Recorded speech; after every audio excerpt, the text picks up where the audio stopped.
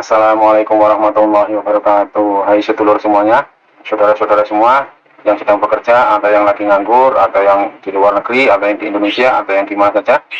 Sekarang kita akan bikin video tausiah dari Ustadz Danu. Silahkan disimak isi tausiahnya, monggo silakan.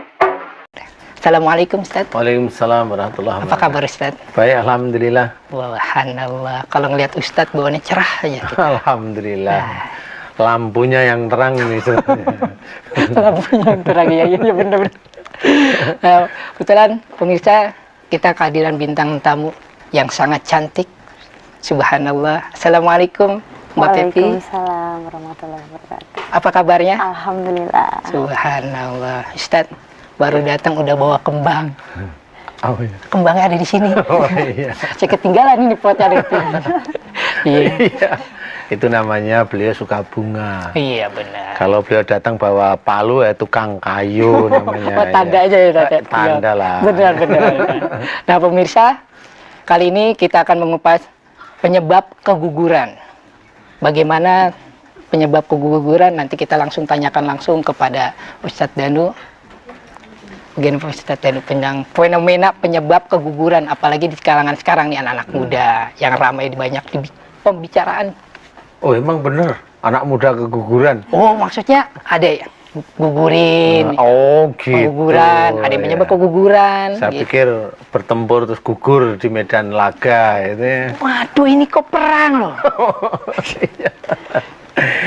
Iya, selama ini kalau kita banyak mendengar cerita seorang ibu keguguran, itu biasanya jawaban dari para yang ahli itu biasanya katanya capek, ya, atau kurang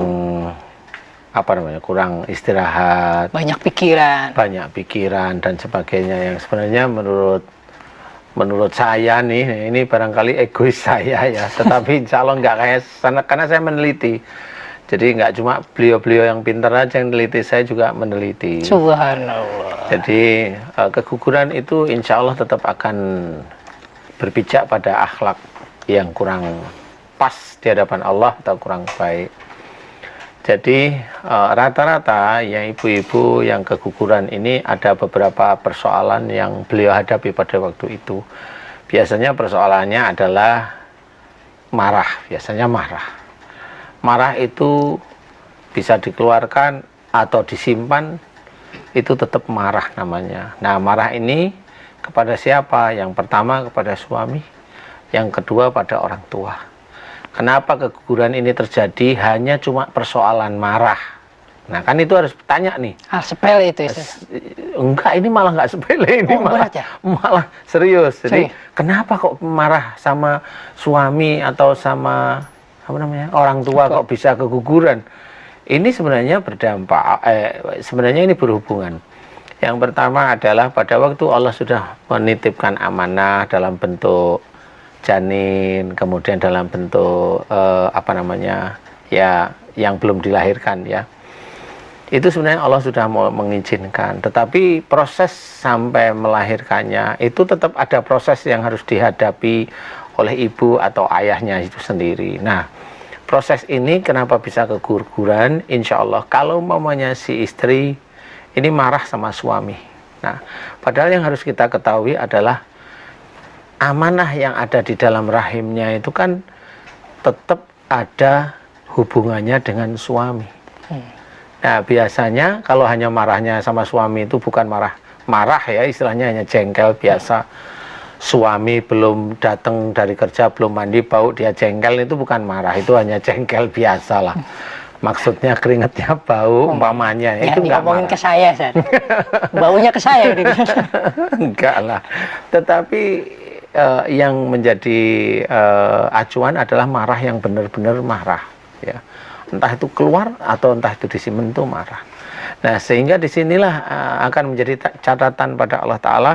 Oh ini si ibu ini kok marahnya berlebihan kepada suaminya, sampai kadang-kadang punya pikiran, kadang-kadang pada marah tersebut itu punya pikiran, kenapa saya harus nikah dengan dia mamanya. Ini kadang-kadang kan seperti itu. Atau kenapa dia jengkelin terus menerus, itu terus, jadi kayaknya aku bosen seperti ini, aku ini. Nah, pada waktu seorang istri itu sudah bersumpah seperti itu, atau mengeluarkan kata-kata seperti itu, atau bahkan kata-kata yang merendahkan suami, atau kata-kata yang betul-betul tidak hormat sama suami, sebenarnya Allah itu mendengar, mengetahui, sehingga diujilah si istri ini dengan salah satu hal, karena belum bisa menghormati suami, itu dengan keguguran. Biasanya lebih dari 2 hari. Sehari dia marah, kemudian hari berikutnya dia marah, biasanya hari berikutnya keguguran biasanya. Dan itu biasanya hitung-hitungan saya seperti itu. Setiap kali ada teman keguguran, saya tanya. Langsung saya tanya, sebelum ini kamu marah sama siapa? Jujur, suami atau sama orang tua? Nah, kalau sama orang tua juga sama. Kenapa marah dengan orang tua bisa keguguran? Karena tetap sama. Adanya kita, insya Allah dari orang tua. Benar. Adanya kita ya dari ibu sama ayah kita. Kalau mamanya kita pada waktu hamil jengkel sama ibu kita, nah ya sama aja. Kamu belum menghormat orang tuamu. Kalau kamu belum bisa menghormat, ujianmu ya harus dilepas dulu. Biar kamu paham, biar kamu belajar, biar kamu mengerti, biar kamu bisa menghormat kepada orang tuamu. Jadi intinya adalah keguguran ini bukan, insya Allah bukan karena kecapean, tapi adalah karena ketidakmengertinya si istri atau bahkan suami.